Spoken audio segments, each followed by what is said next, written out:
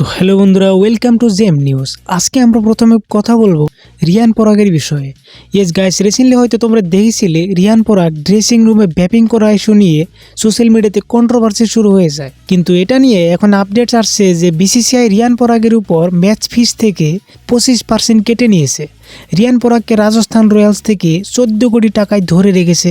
তো প্রতি ম্যাচে সে 1 কোটি টাকা করে পান। কিন্তু এই কন্ট্রোভার্সির পর এখন রিয়ান পরাগকে 25% অর্থাৎ 25 লাখ টাকা জরিমানা করা হয়েছে, যেটা IPL-এর 2.21 ধারা অনুযায়ী শাস্তি দেওয়া হয়েছে।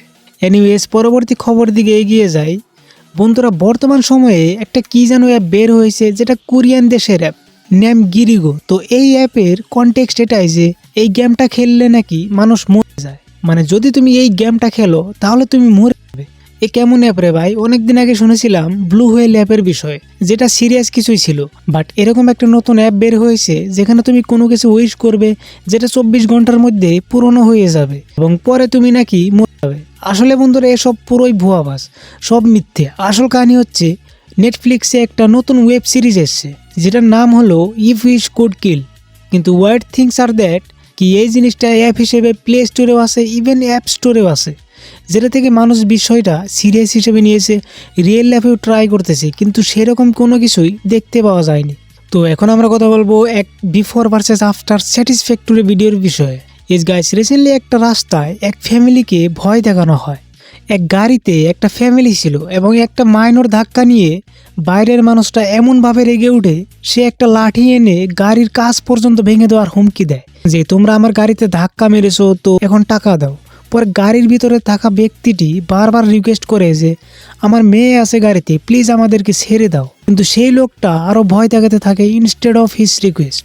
কিন্তু পরে যখন বিষয়টা পুলিশ পর্যন্ত পৌঁছে যায়, তারপর দেখো হাল কি করেছে। তার ট্রিটমেন্ট এই জন্যই দেওয়া হয় যাতে এমন বিহেভ না করে। নেক্সট কথা বলি এক আজব ঘটনার বিষয়ে। জি বন্ধুরা, এক বিয়ের শোভাযাত্রায় ডিজে বক্সের আওয়াজে মৃত্যু হয় 140টি মুরগির। পুলিশে অভিযোগ করলেন খামার মালিক। ঘটনা খুলে বলি, এক মুরগির খামারের পাশ দিয়ে বিয়ের শোভাযাত্রা যাচ্ছিল। সেই শোভাযাত্রা থেকে ভেসে আসা ডিজে বক্সের আওয়াজে মৃত্যু হয় 140টি মুরগির। পরে খামার মালিক পুলিশের কাছে এমনটাই অভিযোগ তোলেন। তারপর পুলিশে তদন্ত শুরু করেন।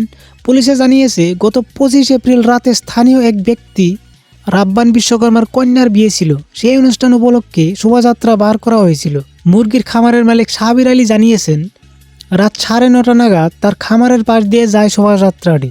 তার কিছুক্ষণ পরেই দেখেন খামারে 140টি মুরগি মরে পড়ে রয়েছে। সাবিরের দাবি তার খামারের সামনে এসে ডিজে বক্সের আওয়াজ আরও বাড়িয়ে দেওয়া হয় এবং অতিরিক্ত শব্দে মুরগিগুলি ভয় পেয়ে যায়, আওয়াজ সহ্য করতে না পেরে মৃত্যু হয়ে যায়। মালিকটি এভাবেই বলে। মালিকটি বলে আওয়াজের মাত্রা যা থাকার কথা তা থেকে বেশি শব্দ মাত্রায় ডিজে বক্সটি বাজানো হচ্ছিল। তারপরে আমার খামারের মুরগিগুলো ভয় পেয়ে মরে যায়। এনিওয়েজ, নেক্সটটা হেলথ বিষয়ে কথা বলি। এস গাইস, তোমরা কি জানো কোন ভেজিটেবল সবচেয়ে বেশি পাওয়ারফুল? আমি বলে দেই, ইটস মোরিঙ্গা ড্রামস্টিক, যেটা বাংলায় সজনে ডাঁটা বলে জানা যায়, যেটা নাকি সবচেয়ে বেশি পাওয়ারফুল। কারণ এর মধ্যে গাখিরে যত পরিমাণ ক্যালসিয়াম থাকে তার 4 গুণ বেশি এর মধ্যেই থাকে এবং 3x potassium than bananas and 2x more protein. তো আজকের জন্য এটুকুই। ভিডিও ভালো লাগলে সাবস্ক্রাইব করতে ভুলো না। দেখা হচ্ছে নেক্সট ভিডিওতে।